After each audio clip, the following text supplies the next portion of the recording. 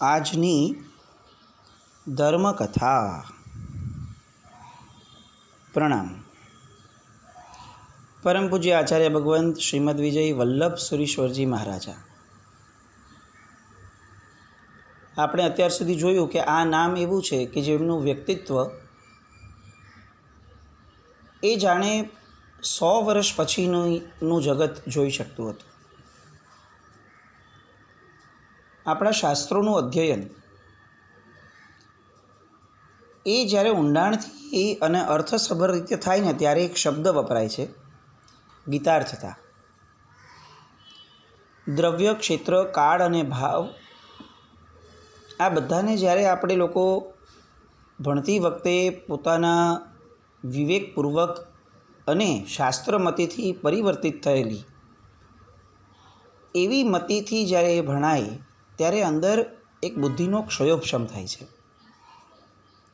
જે ક્ષયોપશમ શુભ અને અશુભ, લોકો માટે કયું યોગ્ય અને કયું અયોગ્ય, અને કઈ ક્રિયા દ્વારા મોક્ષ માર્ગ નજીકમાં આવશે, આવી વાતોને બહુ સહેલાઈથી પકડાવી શકે. અને આ જ બુદ્ધિને ગીતાર્થ બુદ્ધિ કીધી છે. શાસ્ત્રોનો અભ્યાસ એ એકલો ઇનફ નથી. શાસ્ત્રોના અભ્યાસની સાથે પ્રામાણિકતા અને શાસ્ત્રોના અભ્યાસની સાથે લોકો પ્રત્યેની પરોપકારની બુદ્ધિ, આ બંને જ્યારે ભળે છે, અને વિવેક જે સૌથી મહત્ત્વનો છે. વલ્લભશ્રી મહારાજ સાહેબની અંદર જે રીતે આગળના ભવિષ્યને જોવાની બુદ્ધિ જન્મી, એ આપણને કદાચ એક જ્યોતિષી જેવું લાગે, એક પ્રિડિક્ટર જેવું લાગે, પરંતુ હકીકતની અંદર પરમાત્માના શાસનના ગ્રંથોનો અભ્યાસ જેમણે આવી બુદ્ધિથી કર્યો છે, એમને ભવિષ્યના ભયસ્થાનો ખ્યાલમાં આવતા જ રહ્યા છે. વલ્લભશ્રી મહારાજ સાહેબ એક અપૂર્વ ગીતાર્થ કહી શકાય એવા વિચક્ષણ મહાપુરુષ હતા. આપણે ચોક્કસ એમના પ્રસંગો, એમની વાતો, એમના વિચારો એ બધાના કારણે એટલું ડિરાઈવ કરી શકીએ છીએ કે ક્ષેત્ર, દ્રવ્ય, કાળ કે ભાવ જે પણ પર્યાયો છે, એ બધાની સચોટ, વેધક અને પારદર્શી ઓળખ, આરપાર થતી ઓળખ એ એમના મગજમાં ઉપસ્થિત થતી હતી. અને એટલે જ એમના વિચારો જોતાં એવું લાગે કે એ સમયે જો પરમાત્માના શાસનની અંદર આ વિચારોને સ્વીકારી અથવા આ વિચારોના મહત્ત્વને સમજી અને જો કંઈક ઘટનાઓ બની હોત તો કદાચ આજે પરિસ્થિતિ અલગ હોત પણ ખરી. પૂજ્યશ્રી અમદાવાદ ચોમાસું, રાજનગર ચોમાસું કર્યું, અને એ પછીથી ચોમાસા પછીથી ત્યાં આગળ પણ કેટલીક એવી ઘટનાઓ સરસ મજાની થઈ કે જે ગુજરાતની અંદર માટે પણ બહુ ઉપકારી બની. સાહેબના ઉજમભાઈના એ ધર્મશાળામાં થયેલા ચાતુર્માસની અંદર સરસ મજાના પ્રવચનો લીધા. સાધારણ કુટુંબોની પરિસ્થિતિ જે છે એની માટેની એમણે વાત બહુ સરસ રીતે લીધી. અને પછીથી સિદ્ધીસુરી મહારાજ સાહેબને ફરીથી એ મળ્યા. ત્યાંથી વિસનગર, પાટણ, ચારૂપ, મેત્રાણા, પાલનપુર આ બધા થયા. અને ત્યાર પછીથી જૈન વિદ્યાલયની સ્થાપના એમણે પાલનપુરમાં પણ કરી. પછી કુંભારિયાજી, તારંગાજી, આબુ, અચલગઢ, બામણવાડા થઈ અને પિંડવાડા ગયા. અને ત્યાર પછીથી નાણાં બેડાના રસ્તે એક અશુભ ઘટના બની કે જેની અંદર પૂજ્યશ્રી ઉપર કેટલાક એ સમયના અશુભ તત્વોએ હુમલો કર્યો લૂંટવાના બહાને. પણ પછીથી ખ્યાલ આવ્યો કે એ શક્યતા જ ન હતી, આ તો જૈન સાધુઓ છે, અને એટલે એ લોકો તરત જ છૂટા પડ્યા. પરંતુ આમાં વલ્લભશ્રી મહારાજ સાહેબનો એક ગુણ પણ બહુ સ્પષ્ટપણે ખ્યાલ આવ્યો કે સાહેબે એ જે લૂંટવા પણ આવ્યા હતા એ લોકોની સામે પણ બહુ નિર્ભય બની અને બહુ સ્પષ્ટતા સાથે વાત કરી. અને જ્યારે એ લોકોને ખ્યાલ આવ્યો કે આમની આગળ કંઈ નથી અને એ લોકો પાછા ફરતા હતા, એવા સમયે પણ વલ્લભસુરી મહારાજ સાહેબે એક સંત તરીકેના પોતાના પરોપકારના દર્શન કરાવી એમને સરસ મજાની પ્રેરણા પણ કરી. વલ્લભસુરી મહારાજ સાહેબનું આગવું વ્યક્તિત્વ આ ઘટનાની અંદર બહુ જબરદસ્ત રીતે આપણને વર્તાયું. ઘટના બહુ નાની હતી, પરંતુ ઘટનાની અંદર પૂજ્યશ્રીની નિર્ભયતા આદિ જે ગુણો ખીલ્યા એ બહુ જબરદસ્ત રીતે આપણને પ્રેરણાદાયી બની શકે એવા હતા. ત્યાર પછીથી સાહેબ બીજાપુરમાં રોકાયા. ત્યાં બે પક્ષો વચ્ચે કેટલાક મતભેદો સર્જાયા હતા. સાહેબે એમની વચ્ચે સંપ કરાવડાવ્યો અને પછીનું જે ચાતુર્માસ હતું એ સાદડીની અંદર કર્યું, રાજસ્થાનમાં. સંવંત 1975નું, એટલે લગભગ આજથી 102 વર્ષ પહેલાંનું ચાતુર્માસ એમના જીવનનું 33મું દીક્ષા જીવનનું, એ 33rd ચાતુર્માસ એમના જીવનનું એ સાદડીમાં થયું. એ ચોમાસા પછીથી લલિત વિજયજી મહારાજ, ઉમંગ વિજયજી મહારાજ અને વિદ્યા વિજયજી મહારાજને ગણિપદ અને પન્યાસપદ અપાયું. સાદડીની અંદર ચોમાસામાં સાહેબને ખ્યાલ આવ્યો કે ગુજરાતની, મુંબઈની આ બધાની પરિસ્થિતિ જે છે એ તો પણ થોડીક બેટર છે કે થોડો ઘણો શિક્ષિત વર્ગ હોવાના કારણે અહીંની પરિસ્થિતિઓ થોડે ઘણે અંશે પણ કંટ્રોલમાં લાવી શકાય એમ છે. પરંતુ આ રાજપૂતાના, એટલે કે જે રાજસ્થાનનો આ ભાગ છે, એ તો અતિશય કપરો, મુશ્કેલ અને ખૂબ તકલીફવાળો ક્ષેત્ર છે. ત્યાંની જે સામાજિક વિષમતા હતી એ આંખે ઉડીને વળગી આવે એવી હતી. કેળવણી એટલે કે ભણતરનું તદ્દન ઓછું સ્તર, નિરક્ષરતા, જૂના રીત રિવાજો, એનું જોર જબરદસ્ત જોર. કન્યાનો વિક્રય થતો હતો. આવા કેટલાક સામાજિક વિચારો પણ હતા લોકોના. વૃદ્ધોના લગ્નો થાય સાવ નાની કન્યાઓ સાથે, એવો પણ એક ટ્રેન્ડ એ સમયે ચાલતો હતો. મૃત્યુ પાછળ જે જમણો થાય એ જમણોની અંદર પણ એવી બધી રીતભાતો કે જે બહુ હિચકારી લાગે આપણને, કે કોઈના મૃત્યુની પાછળ આવી બધી ઘટનાઓ સમાજના લેવલ ઉપર થઈ શકે. વિલાસપ્રિયતા, બાળ વિધવાઓની પરિસ્થિતિ, આવા કેટલાય પ્રશ્નો સાહેબે જોયા અને અનુભવ્યા. અને આ બધા જ પ્રશ્નો જોતાં જોતાં એમના મનમાં અરેરાટી થવા લાગી કે આ ક્ષેત્રને તો સૌથી વધારે સંતોની જરૂર છે.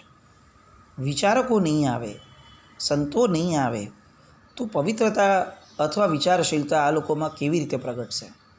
સરકારી કાયદાઓ એ તોડ નથી. કોઈ પણ વસ્તુનો તોડ સરકારી કાયદાઓ ન હોઈ શકે, કારણ કે એ બંધનકર્તા બનાવી માણસના આચારોને કેટલેક અંશે દબાવી શકે છે.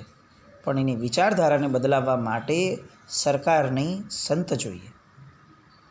અને આ એક હકીકત છે પરમાત્માના શાસનની અથવા આર્ય દેશની, કે અહીંયા જ્યારે સારા રાજાઓ આવ્યા છે ત્યારે એ રાજાઓએ સ્વયં પોતાના માથે ગુરુઓને રાખ્યા છે. અહીંયા ધર્મ મહાસત્તાની કિંમતો રાજાઓ પણ સમજતા. પણ આપણા લોકોની તકલીફ એ છે કે આપણે લોકો આઝાદી પછી ધર્મસત્તાના શરણે જવાના બદલે એવી પાંગડી લોકશાહીના શરણે વયા ગયા કે જ્યાં ધર્મને નિરપેક્ષ એવું તંત્ર બનાવવાના લોકોએ નિર્ધાર કર્યા હતા. આવા ઘણા બધા પ્રશ્નો વલ્લભસુરી મહારાજ સાહેબે જોયા. ગરીબાઈ, ખાવાની ચિંતા, પૈસાની વિષમતા. જ્યાં પૈસો છે ત્યાં એટલી હદ સુધીનો પૈસો છે અને જ્યાં નથી ત્યાં ભયંકર ગરીબાઈ. આવી એટલી બધી વિષમ પરિસ્થિતિ રજપૂતાનાની એમણે જોઈ કે એમણે એમ નક્કી કર્યું કે મારે અહીંયા સ્થિરતા કરવી જ જોઈએ. આ પ્રજાનો જો ઉદ્ધાર નહીં થાય, સામાજિક દૂષણો દૂર નહીં થાય, તો આ સમાજની આવતીકાલ, આ ક્ષેત્રની આવતીકાલ બહુ કપરી હશે. એટલે સૌથી પહેલો એમણે વિચાર કર્યો કે આ ગોળવાડ જિલ્લાની અંદર, ગોળવાડમાં વિદ્યાલયની સ્થાપના કરવી જ પડશે. સાહેબનો એક માનસિક દોર હતો એમનો, કે એમને એમ લાગતું કે દરેક આવા નબળા રીતિ રિવાજોનું જો કોઈ સોલ્યુશન છે ઇઝી, તો એ શિક્ષણ છે. હા, એટલું ચોક્કસ છે આ વાત સનાતન સત્ય ખરી, પણ આજે જેને આપણે શિક્ષણ માની બેઠા છે એવું શિક્ષણ નહીં. આ મેકોલે દ્વારા જે શિક્ષા પદ્ધતિ આવી છે એ તો ઉલટાકના ભણેલા ગણેલા અંધશ્રદ્ધાળુઓ જન્માવે છે. એટલે સાહેબ એ સમયે જે શિક્ષણ ઉપર જોર મૂકતા હતા એ શિક્ષણ એટલે જ્ઞાનક્રિયાભ્યામ મોક્ષ. મોક્ષનો માર્ગ પણ જ્ઞાનથી શરૂ થતો હોય તો સંસારના સુખનો માર્ગ પણ જ્ઞાનથી જ શરૂ થવો જોઈએ. પણ એ જ્ઞાન એવું કે જે અજ્ઞાનને દૂર કરે, નવું અજ્ઞાન ઊભું કરે, એ જ્ઞાન ન હોય. અને એટલે ત્યાંના જેટલા પણ વિદ્યાલયો સ્થપાતા હતા એ વિદ્યાલયોના સિલેબસમાં પણ પૂજ્યશ્રી પોતે જાતે બેસી અને લોકો સાથે વિચાર વિમર્શ કરીને એ વ્યવસ્થાઓનું ધ્યાન રાખતા. એ સમયના સિલેબસો જે બનતા હતા એની અંદર માનવીય સ્કિલ એ કઈ રીતે ડેવલપ થાય એનો વિચાર તો થતો જ હતો, પરંતુ સામાજિક દૂષણોને વ્યક્તિગત રીતે લોજિકલી, સાયકોલોજીકલી, ઇમોશનલી અને પ્રેક્ટિકલી એ બધા જ રૂપે એ દૂષણોનું સ્વરૂપ સમજાવવામાં આવતું હતું. અને આ બહુ મોટી જરૂરિયાત હતી. શિક્ષણ એ એવું તંત્ર છે કે જ્યારે જે સમયે જેની જરૂર હોય એ થાય એ શિક્ષણ. બધા માટે સનાતન સત્યો એ શિક્ષણ ન હોય. આજે દરેકને એન્જિનિયર કે કોર્પોરેટ ઓફિસીસની અંદર એમ્પ્લોય તરીકે બનવું છે, પણ એ ન હોય. વ્યક્તિ પોતાની સ્કિલ લઈને આવ્યો છે તો વ્યક્તિને એની સ્કિલને ડેવલપ કરી અને એને ત્યાં એની માટેનું પ્લેટફોર્મ અપાય એ શિક્ષણ હતું. રાજાઓનું શિક્ષણ અલગ હોય, વેપારીઓનું શિક્ષણ અલગ હોય, અને એટલે આપણે ત્યાં વર્ણ વ્યવસ્થાઓ હતી. પણ આ બધી વાત આ મેકોલેના શિક્ષણે આપણા બધામાં એટલી બધી ઝડપે સલાક એનો વિરોધ ઘુસાડાવી દીધો છે કે આપણને એમ જ લાગે કે આ બધી વસ્તુઓ એ હંબક છે. અહીંયા હવે વલ્લભસુરી મહારાજ સાહેબે પોતાનો પ્રયાસ ચાલુ કર્યો. ઉનાળાની અંદર સંવત 1975ના જેઠ સુદ એકમના દિવસે ખીવાંદી નામનો જે ગામ હતું એ ખીવાંદી ગામમાં એમણે આ વિદ્યાલય માટેનો ફંડનો પણ પ્રયાસ કર્યો. એ ગામની અંદર 30 વર્ષ જૂનો કુસંપ હતો એ લોકોનો દૂર કરાવ્યો. ત્યાર પછીથી ખીવાંદીથી વિહાર કરી પોમાવા થઈ અને શિવગંજ આવ્યા. શિવગંજની અંદર લાલા દોલતરામના પ્રમુખપદ નીચે જૈન શ્વેતાંબર કોન્ફરન્સનું અધિવેશન થયું. એમાં સાહેબની હાજરી અને આ કોન્ફરન્સની અંદર લોકોની જરૂરિયાતો, શાંતિની યોજના, અવિદ્યા, કર્તવ્યપરાયણતા, એકતાની જરૂરિયાત, કેળવણીના ફાયદાઓ, આ બધા વિષય ઉપર પૂજ્યશ્રીએ પ્રવચનો કર્યા. ફક્ત માર્ગદર્શન આપ્યું એવું નહીં, એમણે પૂરી એક સિસ્ટમેટિક પ્રોસેસ આપી કે પહેલાં આ સ્ટેપ, પછી આ સ્ટેપ, અને એમ કરતાં કરતાં આપણે લોકો કંઈક અંશે સામાન્ય પ્રજાને આ બધી બદીઓમાંથી બચાવશું. સાદડીથી શિવગંજ થઈ, ત્યાર પછીથી પેરવા, બાલી, લુવાણા, લાઠાર થઈ રાણકપુર, ત્યાં યાત્રા કરી સાહેબે. સાદડી, ઘાણેરાવ, મુછાળા મહાવીરજી સુધી યાત્રા કરી અને દેસુરી પહોંચ્યા. દેસુરીની અંદર પણ સંઘનો ક્લેશ હતો એ એમણે દૂર કરાવડાવ્યો અને ત્યાંથી શાંતિનાથ ભગવાનના દર્શન કરી ઉદયપુર પધાર્યા. ઉદયપુરમાં આચાર્ય ભગવાન શ્રી શાસન સમ્રાટ નેમિ સુરીશ્વરજી મહારાજ સાહેબ સાથે એમની મુલાકાત થઈ.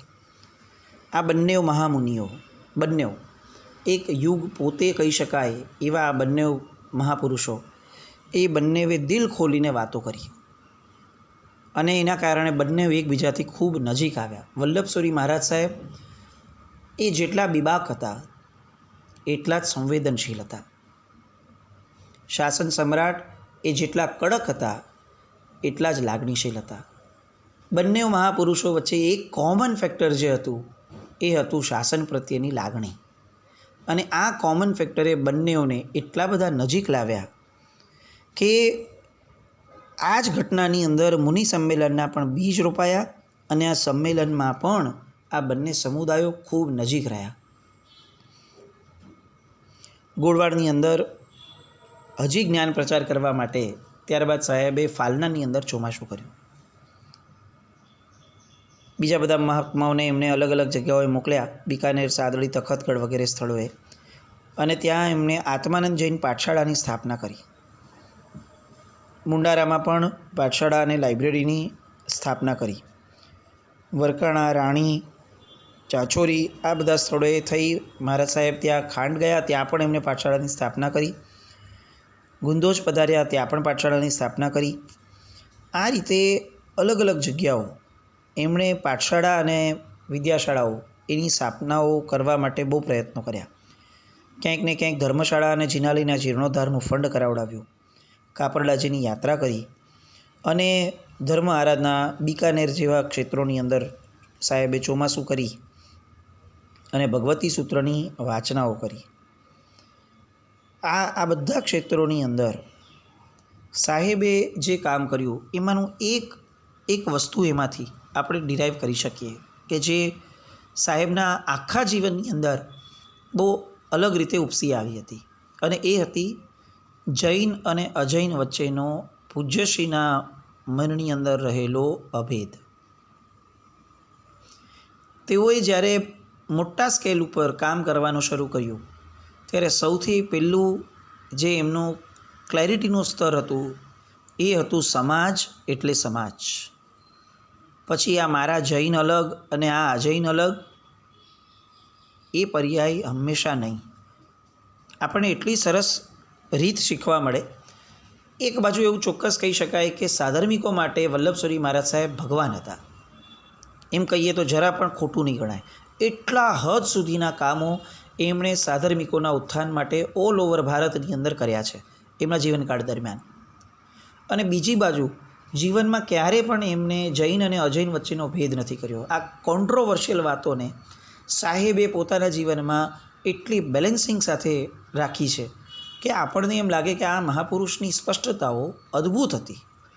જે સમયે જ્યાં જે દૃષ્ટિ વાપરવી પડે એ દૃષ્ટિ વાપરી લેવી, અને વાપરવી એટલે નિતાંત વાપરવી. આ જે વૈચારિક પ્રામાણિકતા સાહેબમાં હતી એની આજે ઘણી ઉણપ આપણને વર્તાય. આજે ઘણા ક્ષેત્રોમાં આપણે પોતે પણ અથવા આપણા વડીલો પણ એ નક્કી જ નથી કરી શકતા કે આપણે કેટલા અંશે અનુકંપામાં જવું, કેટલા અંશે અનુકંપામાં ન જવું, કેટલા અંશે સાધર્મિકમાં જવું. આ વિચારોની જે એક બેલેન્સિંગ પ્રક્રિયા હોવી જોઈએ વિવેકપૂર્વકની, એની ક્યાંક ને ક્યાંક આપણે ત્યાં એ ઉણપ વર્તાય. એક સાથે સાધર્મિક ભક્તિ કરવી એટલે કરવી જ, પછી આ ક્ષેત્ર આ સમયે અનુકંપાની જરૂર છે એ નહીં. અને અનુકંપા કરતા હોય તો આપણને એવું લાગે કે અનુકંપામાં આમ એટલા બધા આગળ વધી જઈએ કે સાધર્મિક ઇગ્નોર થાય છે, પણ એ પણ જોવાનું નહીં. વિવેક શૂન્યતા એક બહુ મોટું દૂષણ એ, અને સાહેબે એમના જીવનની અંદર વલ્લભસુરી મહારાજ સાહેબે આ વિવેક પૂર્ણતા એને એટલી જબરદસ્ત રીતે સાચવી છે કે ઘણીવાર એવું લાગે કે સાહેબના જીવનના પાઠો એ આપણા બાળકોને પાઠશાળા વગેરેમાં ભણાવવા જોઈએ, જેનાથી એની બુદ્ધિને ખ્યાલ આવે કે અચ્છા આ સમયે આની જરૂર હતી તો આ કરવું, જે સમયે જે આવશ્યક હોય એ કરવું, એ ગીતાર્થતા એ જો આપણને નહીં ભણાવાય અને વિવેક વગર ફક્ત ધર્મ અથવા ધર્મક્રિયાઓ આપી દેવાશે તો આપણી પરિસ્થિતિ એટલી નબળી થશે કે ધીરે ધીરે આપણે સમાજને પણ એક નબળી દિશામાં લઈ જશું. વિવેકને ધર્મનો બાપ કીધો છે, એ જે આખી વાત છે એ વલ્લભસુરી મહારાજ સાહેબના જીવનમાં નિતાંત રીતે આપણે જોઈ શકીએ કે જેનો વિવેક જાગૃત છે એ વ્યક્તિની ક્રિયાઓ એ ફક્ત પોતાને ઉપકારી બને છે એવું નહીં, આખા સમાજને અને આખા રાષ્ટ્રને પણ ઉપયોગી બને છે. 3 વર્ષ સુધી સાહેબ ગોળવાડમાં રહ્યા. સતત એમણે પરિશ્રમ કર્યો, જ્ઞાન પ્રચારનું કાર્ય થયું, સ્થળે સ્થળે પાઠશાળાની સ્થાપના થઈ, માનવીઓને કચડતી રૂઢિઓ સામેના લલકારથી એક નવજાગૃતિ આવી. પણ સાહેબને પોતાને એવું લાગતું હતું કે આ ક્ષેત્રમાં જે વિપુલ પ્રમાણમાં તકલીફો છે એ પ્રમાણમાં 3 વર્ષમાં થયેલું આ કાર્ય એ અધૂરું તો છે જ. અને એ સમયે સાહેબને પણ થોડી લાચારી અનુભવાય કે આ એક સમુદાય, એક મહાત્મા જો અહીંયા આવીને આટલેક અંશે કંઈક ગાબડું પાડી શક્યા, તો જો આપણા સંતો થોડું લક્ષ્ય આપે અને અહીંયા સ્થિરતા કરે તો કેટલું મોટું કાર્ય થઈ શકે એમ છે. સાહેબે આ વાતો ફરીથી પત્રો દ્વારા કેટલાક મહાત્માઓને લખી. આ એક છે ને બહુ સરસ મજાની રીત અપનાવવા જેવી છે. આપણામાંથી ઘણા એવા હશે કે જેને ઘણી વેદનાઓ હશે, આપણા સંઘની પાઠશાળા વિશેની વેદના, આપણા સંઘની અંદર થયેલા આંતરિક કલહોની વેદના, આપણા સંઘની અંદર જે રીતે પરિસ્થિતિઓ ભવિષ્યની પેઢીને કોરાણે મૂકી અને થાય છે એની વેદના, આ બધી વેદનાઓને આપણે લોકો યા તો મનમાં અને યા તો એકબીજાની સાથે શેર કરી લઈએ, ક્યાંક ને ક્યાંક એ નિંદાના સ્વરૂપ સુધી ખેંચી જાય એવું થઈ જાય છે. પણ વલ્લભસુરી મહારાજ સાહેબની જે રીત છે એને આપણે સાવ ભૂલી ગયા છે. જેના પ્રત્યે આપણને તકલીફ છે એને પત્ર લખી અને વિસ્તારપૂર્વક આપણો વિષય જણાવો. આજે આપણે જેમના નેતૃત્વમાં છીએ એ વ્યક્તિઓને આપણે આપણી વેદનાઓ જણાવતા જ નથી. અને વિસ્તારપૂર્વક જણાવનાર વ્યક્તિઓ કેટલા? પત્રનું માધ્યમ એ શ્રેષ્ઠ માધ્યમ છે. સરકારના પણ વિરોધો થતા ને ત્યારે આપણે લોકો સિગ્નેચર કેમ્પેન ચલાવતા, પહેલાં પત્રો લખતા. આજે ઈમેલમાં આવી ગયા, ચાલો એ જમાના આવ્યા, પણ પત્રોની જે કિંમતો હતી અને જે વલ્લભસુરી મહારાજ સાહેબે વાર તહેવારે અનેક મુદ્દાઓ માટે અનેક ગુરુ ભગવંતોને પત્રો લખી લેતા, પોતે અને પોતાના વિચારો મૂકી દેતા. આગ્રહ નહીં કે આ કરવું જોઈએ, પણ દ્રઢતા સાથે મૂકતા કે મને આ દ્રઢ પણ એવું લાગે છે કે આપણે બધાએ આ કરવું જોઈએ. અને આમ પંજાબ કેસરી એ આ 3 વર્ષ માટે રાજસ્થાન કેસરી બન્યા.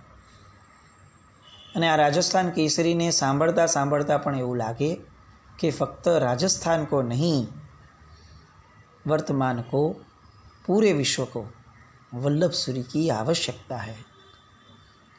પંજાબ કેસરીનું ઉપનામ આપી અને જેમને ફક્ત પંજાબ પૂરતા આપણે રાખ્યા છે એમનું આ સ્વરૂપ પણ એક આનંદદાયક છે કે સાહેબ પંજાબ કેસરી ન હતા, ફક્ત સાહેબ રાજસ્થાન કેસરી પણ હતા. આવા આ મલ્ટિપલ પરોપકારના કાર્યોના ધારક એવા વલ્લભસુરી મહારાજ સાહેબના ચરિત્રમાં આવતીકાલે ફરી આગળ વધીએ. જીના આજ્ઞા વિરુદ્ધ કંઈ પણ બોલાયું હોય તો મિચ્છામિ દુક્કડમ જૈનમ જયતિ શાસન.